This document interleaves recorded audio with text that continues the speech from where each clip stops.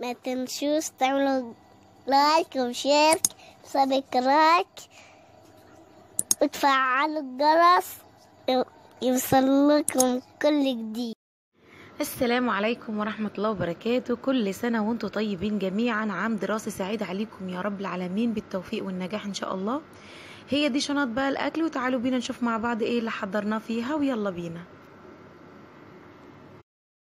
السلام عليكم ورحمة الله وبركاته. يا رب عام سعيد عليكم جميعا، عام دراسي سعيد عليكم. معايا طبعا هنحضر سندوتشات المدرسة المفيدة اللي كلها يعني حاجات مفيدة، مش بس مجرد ان احنا بنقدم لهم حاجة بيحبوها وبس، لا تكون فيها برضو يعني بروتينات، تكون فيها كالسيوم، اي حاجة مفيدة وخلاص.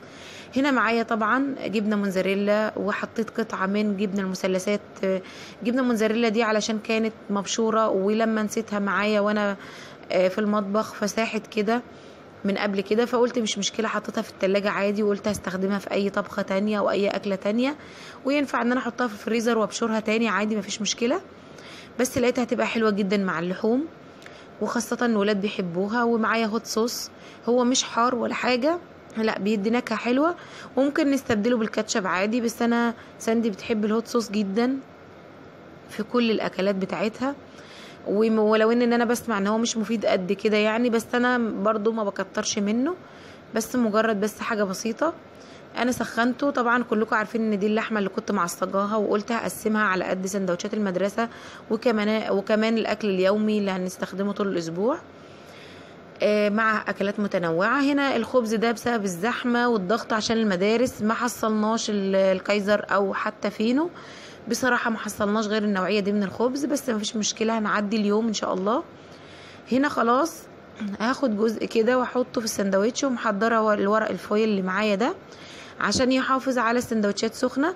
غير ان انا كمان عندي ورق تاني من اللي هو زي ورق الزبده كده بستخدمه، ده طبعا الهوت صوص خلاص هحطه اهو والفه معاكم، بس الورق التاني بستخدمه للاكل اللي بيكون فيه جبن بس، لكن ده عشان فيه لحوم فانا عايزه يحافظ عليها سخنه علشان ما تخربش معاهم بسرعه. بس كده، عشان بصور بايد واحده معلش، فانا هفصل لحد ما الف السندوتش وارجع تاني. زي ما انتم شايفين خلاص كده بقى شكله زي ما انتم شايفين كده، شكله برضو لذيذ مش وحش ولا حاجه. وهنا برضو هحط تاني زي ما انتم شايفين، وهلف معاكم برضو بنفس الشكل. في منهم هحط له هوت صوص زي ما حطيت في الاول، وفي لا، كل واحد فيهم على قد طلبه. الكبير شويه ممكن اديلهم سندوتشين على قدهم، لان لما كنت بكتر لهم كانوا بيرجعوا لي بالسندوتشات، فانا بحاول اديهم على قدر الامكان عشان يرجعوا ويقدروا يتغدوا.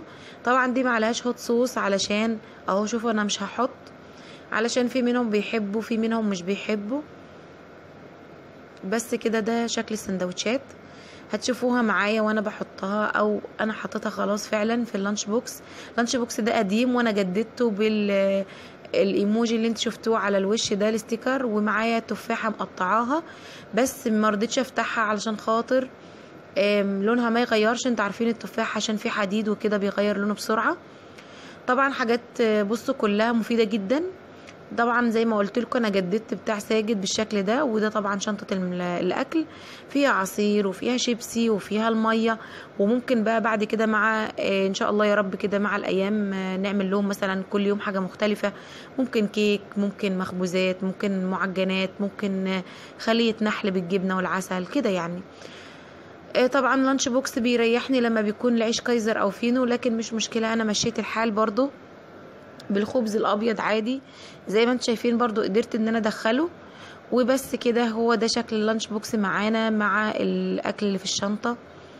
بقدر الامكان العصير كنت حاطاه في الفريزر عشان يفضل محتفظ بالبروده شويه. وطبعا ده شنطه محمد الصغننه الجميله، والبوكس بتاعه صغير على قده، سندوتش واحد على قده، هو بيحب الاستفندي جدا، فانا قلت احطه له برضو. يعني بخيرهم برضو اللي بيحبوه بقدر الامكان. المهم تكون حاجه مفيده، ما نحاولش كل مره نحط لهم حاجات جاهزه لانشون وحاجات ماشي كويس ان احنا ننوع لهم، بس مش دايما يبقى لانشون وجبن وكده. بس كده خلاص جهزت كده شنطتهم، هنقفلها ان شاء الله وتكون جاهزة كده خلاص. هتشوفوا بس صور بسيطة ليهم في نهاية الفيديو. كل سنة وانتم طيبين، عام دراسي سعيد عليكم جميعا يا رب.